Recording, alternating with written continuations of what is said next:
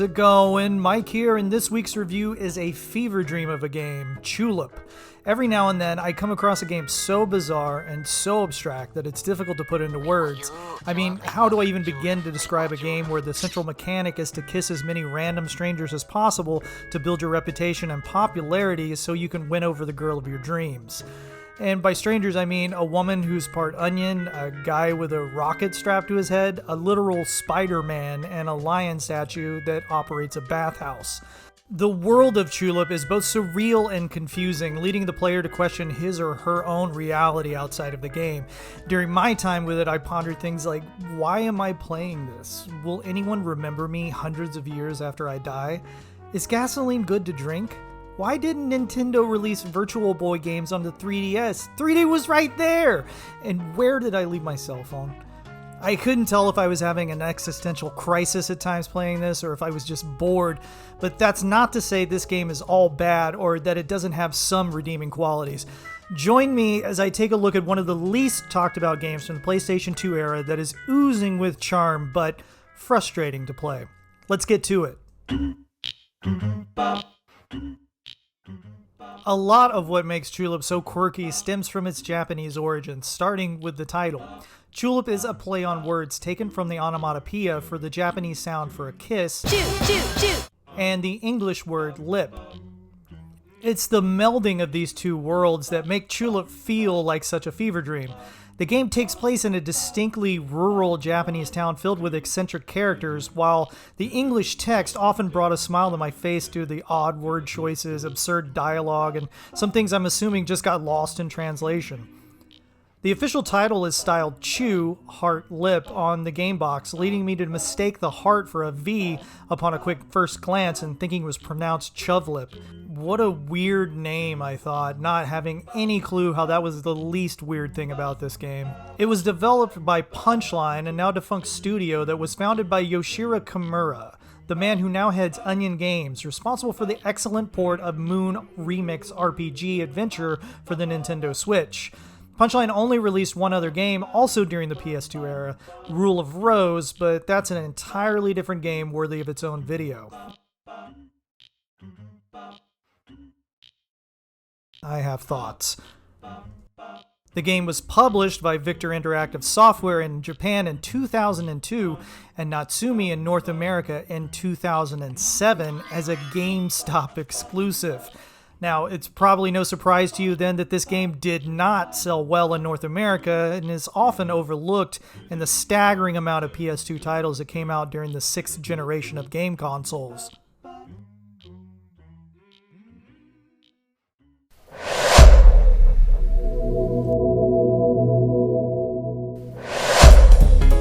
According to one source, the game only sold 6,645 units during its first week of release in Japan.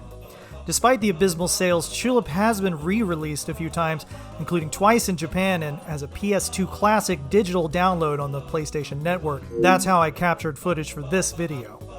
Graphically, Chulip isn't anything special. It's not a showcase for what the PS2 can do, nor is it stuck in the past generation as an early PS2 release in Japan. Its cutesy, super deformed art style feels right at home in a game that's decidedly off the beaten path.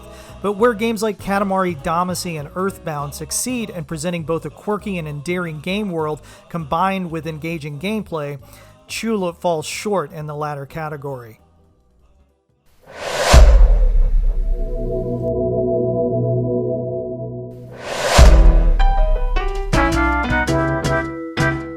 The game appropriately begins with a dream sequence where the male protagonist is kissing his dream girl under a talking lover's tree. But much like real life, he's suddenly jolted from this temporary bliss and thrust into real life where he awakes to find himself moved into Long Life Town with his father, where his love interest won't even give him the time of day given his lower class status coming from a poor family. He's just a poor boy from a poor family. Things are rough. My man's digging in a trash can for food. He's hanging out with a dude who lives in a trash can. The only way to go is up from here. You soon learn from your father that you can improve your reputation and status by quote-unquote strengthening your heart by kissing as many of the town's eccentric weirdos as you possibly can. But your ultimate goal is to write a heartfelt love letter to your crush and win her over. You soon learn that the people of Long Life Town are very friendly, and I mean very. Within the first 10 minutes of being there, you get invited by an old woman to come into her house at night. I don't know you, lady. Stranger danger. You also find out you have the option to kiss many of the residents without so much as saying a word to them if you do it at the right time, which is called Viva. Unfortunately, it's not always clear to the player on where to go, how to proceed, or when it's the right time to kiss someone. Natsume must have known this was an issue before publishing the game in North America because they included a full walkthrough inside the game manual itself. The gameplay is downright obtuse at times, which led to me consulting this walkthrough several times during this playthrough, as well as watching some YouTube videos and looking at some online strategy guides. You pair all of this with the extremely unforgiving random deaths that occur, and you've kind of got a recipe for disaster. But there's something about Chulip that kept me from wanting to turn it off entirely.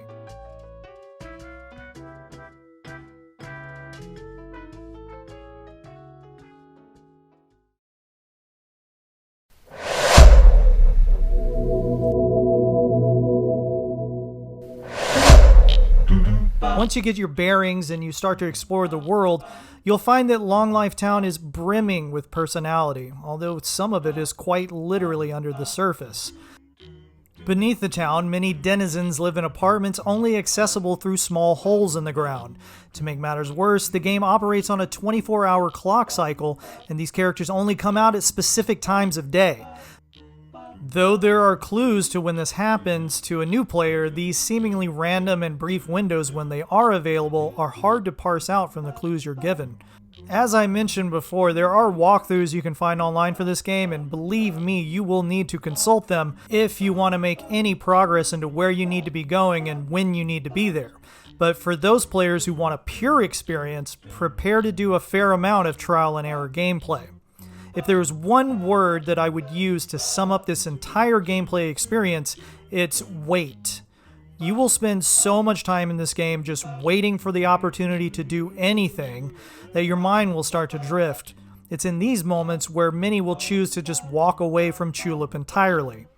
But for me, I took my time to explore and patiently waited for those opportunities to force my affection on the members of the community, building my reputation and heart points, if you will, at the top left corner. And maybe it was Stockholm Syndrome from just spending too much time with this game, but I started to find and trying to figure out the routines of each character that I was actually maybe having fun.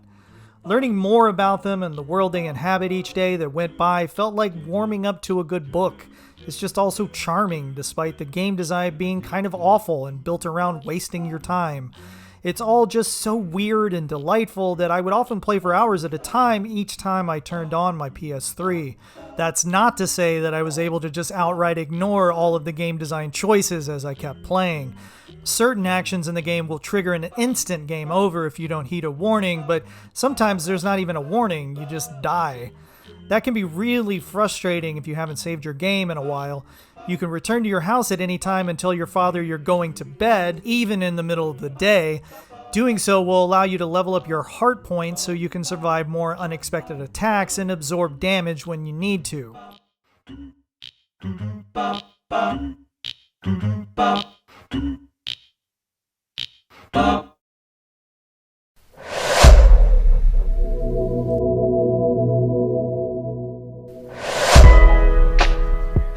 But game design quirks aside, I found the world of Chulip absolutely addicting. Like, I had trouble putting the controller down because there were just so many weird and wonderful things to see in this game.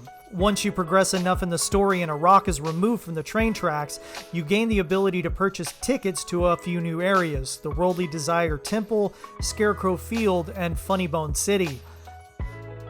Now, I could go on at length about how tedious the gameplay is for Funnybone City.